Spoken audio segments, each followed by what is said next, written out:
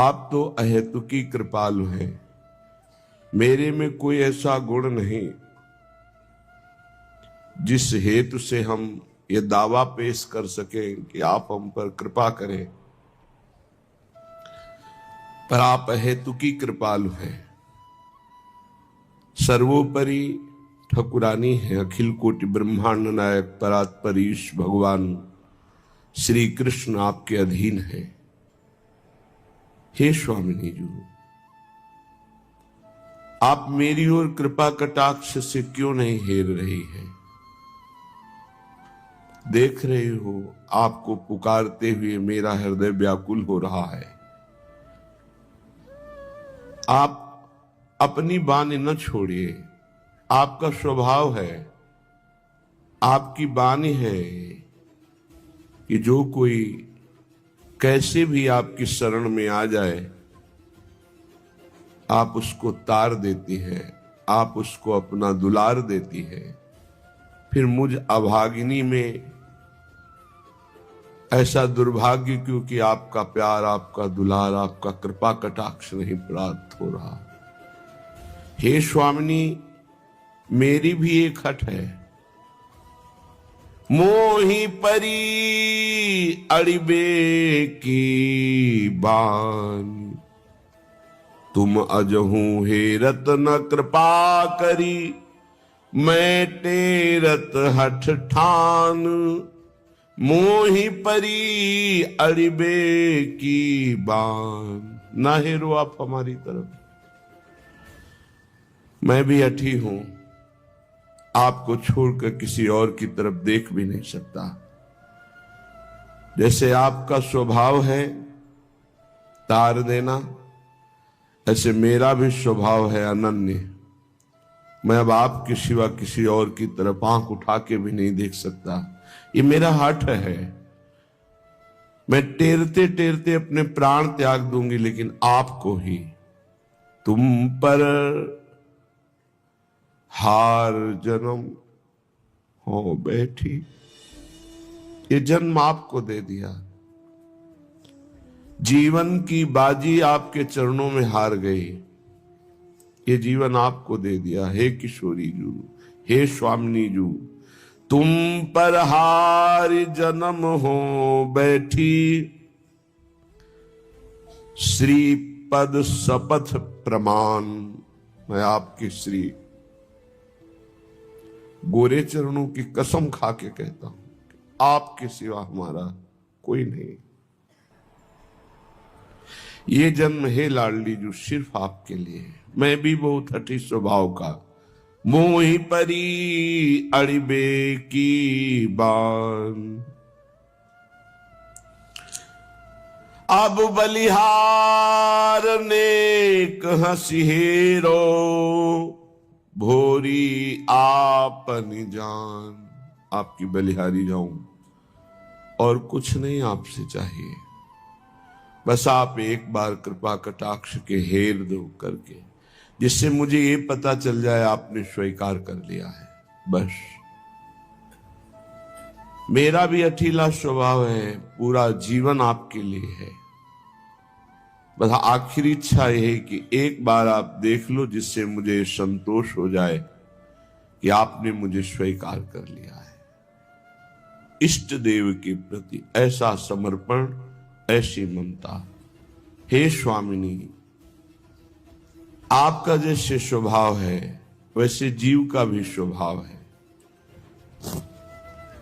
जब जीव अपने स्वभाव से नहीं विचलित होता, तो आप अपने स्वभाव से विचलित ना हो ये देखकर कि ये अभागी है, पतित है, नीच है। स्वामिनी, आपका कठोरता धारण करना उचित नहीं, क्योंकि आपका कोमल चित्त है। आपकी करुणा की सत्तारणी कृत स्वभाव की बान है लाडली, कृपा करके हमारी तरफ है। इस हेरने में क्या छुपा हुआ है? क्यों भोरी सखी ऐसा कह रहे? श्रीमद राधा सुधा निधि में हितजू महाराज कह रहे, जिसकी तरफ एक बार श्री जी ने देख लिया, उसको ऐसे प्रेमानंद की अनुभूति होती है कि करोड़ों मोक्ष तुच्छीकृत हो जाते हैं। श्री जी ने एक बार जिसकी ओर देख लिया वो ऐसे महाप्रेम का अधिकारी हो जाता है कि करोड़ों मोक्ष सुख में भी वो परमानंद प्रेमानंद नहीं जो श्री जी की एक बार कृपा कटाक्ष पड़ने पर प्रकट होता है हृदय में।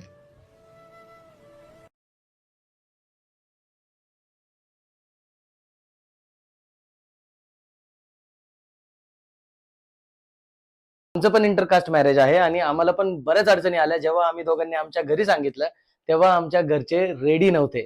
खूप साऱ्या गडबड गोंधळ झालेला घरी। म्हणजे माझ्या घरचे रेडी होते पण प्रीतमच्या घरचे रेडी माझ्या घरचे रेडी नव्हते। माझी एक फ्रेंड होती ती बोलली की एक काम कर ऍस्ट्रोलॉजीची मदत घे। तर ऍक्च्युअली हिचा विश्वास नाही आणि माझा पण ऍक्च्युअली नव्हता आणि म्हणून आम्ही ऍस्ट्रोटॉक डाउनलोड केलं। ऍस्ट्रोटॉक डाउनलोड केल्यानंतर आमचं त्या सीमा मॅडम सोबत बोलणं झालं। आम्हाला आमची त्यांनी जन्मतारीख घेतली, आमचा काय इश्यू आहे तो समजून घेतला। त्यांनी काय केलं माहितीये, ज्योतिष शास्त्राच्या मदतीने आमच्या नशिबात नेमकं काय आहे हे समजावून सांगितलं आणि आमचं लग्न एक्झॅक्ट कोणत्या डेटला होणार हे सुद्धा सांगितलं। आणि खरं सांगू आमचं लग्न त्याच दिवशी झालं जे आम्हाला त्या सीमा मॅडमने सांगितलं होतं। मी तेव्हापासून माझे फायनान्शियल प्रॉब्लेम असो, हिचा जॉबचा प्रॉब्लेम असो, आमचा बेबीचा विचार असो, म्हणजे कोणत्याही गोष्टींची जे अडचण आमच्या आयुष्यात आली, आम्ही आता ऍस्ट्रोलॉजीला सुद्धा आम्ही तेवढंच महत्व देतो।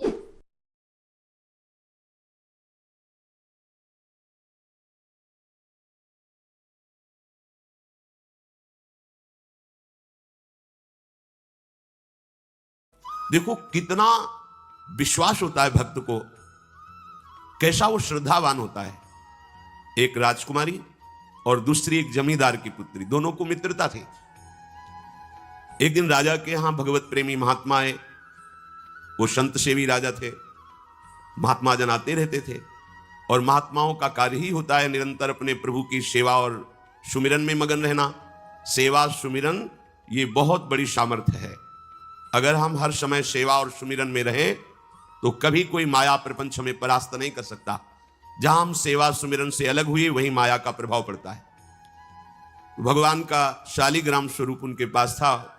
खूब भाव से सेवा कर रहे थे और नवीन अवस्था की कोमल हृदय वाली ये दोनों सखियां देख रही थी। इनके मन में आया ऐसे हम भी ठाकुर सेवा करेंगे। देखने से सुनने से हमारे हृदय में प्रभाव पड़ता है। गंदी बातें देखेंगे, गंदी बातें सुनेंगे, उसी का चिंतन होगा, हृदय गंदे आचरणों की प्रेरणा वाला बन जाएगा। अगर हम भागवतिक बातें सुनेंगे, भागवतिक दर्शन करेंगे तो भागवतिक चिंतन होगा, हृदय भागवतिक प्रेरणा वाला बन जाएगा। कई दिन संत भगवान रुके, रोज सेवा कीर्तन कथा, सरल हृदया। उन दोनों सखियों में बात आई कि चल करके संत भगवान से कहते हमको भी ठाकुर जी दीजिए। दोनों ने चरण पकड़कर प्रार्थना की, गुरुदेव हमारे हृदय में भी इच्छा हो रही कि हमें ठाकुर सेवा मिले। अब दोनों बच्चे ही थे। संत भगवान ने विचार किया सेवा पद्धति में बहुत सावधानी की आवश्यकता होती है। अभी ये बच्चे हैं, कहीं सेवा अपराध न बन जाए। सेवा अपराध भी होता है। उपासना में चलने वाले उपासक को सेवा अपराध और उप सेवा अपराध 32 ये 64, इन पर सावधान रहना चाहिए। ये गलती नहीं होनी चाहिए। जैसे आप ठाकुर सेवक हैं, अपने घर में सेवा विराजमान किए हुए हैं। अब जैसे आपको ठाकुर जी के दर्शन के लिए जाना है, जहां तक ठाकुर जी के दर्शन करने के लिए जाना है, हो सके तो पादुका न पहने, नंगे पैर दर्शन करने जाए। यदि आप में ऐसी सामर्थ्य नहीं है किसी कारण से, तो सीढ़ियों में पादुका नहीं पहनना चाहिए। जहां से मंदिर की सीढ़ियां हैं, पादुका उतारकर माथा रखकर सीढ़ी में फिर चढ़ना चाहिए। खड़ाओं या पादुका पहन करके श्री विग्रह के दर्शन करने के लिए जाने में फिर अपराध लगता है। अरे अपने मालिक के दर्शन करने जा रहे हैं, स्वामी के दर्शन करने जा रहे हैं, प्रभु के दर्शन करने जा रहे हैं, तो अपनी कुटिया से और मंदिर तक नंगे पैर जाना चाहिए। ये भावना रखनी चाहिए। भरत जी जा रहे हैं प्रभु के दर्शन करने के लिए, अयोध्या से पैदल ही चले थे, तो सुकुमार चरणारविंद तो बड़े बड़े फफोके छाले पड़ गए थे। वशिष्ठ जी ने देखा, सबने मिलकर भरत जी से कहा पालकी पे बैठ जाइए। तो उन्होंने कहा हाँ, मेरे प्रभु यहां नंगे पैर चले हैं और मैं पालकी पे बैठ जाऊं? उचित तो यह है कि अपने प्रभु के दर्शन के लिए मैं जा रहा हूं, तो जहां जहां प्रभु के चरण पड़े वहां मेरा शीश पड़े, अर्थात सिर भर जाऊं। उचित असमोरा सबते सेवक धर्म कठोरा। यहां मैं सर के बल चल के जाऊं पर असमर्थ हो। तो आप कह रहे हैं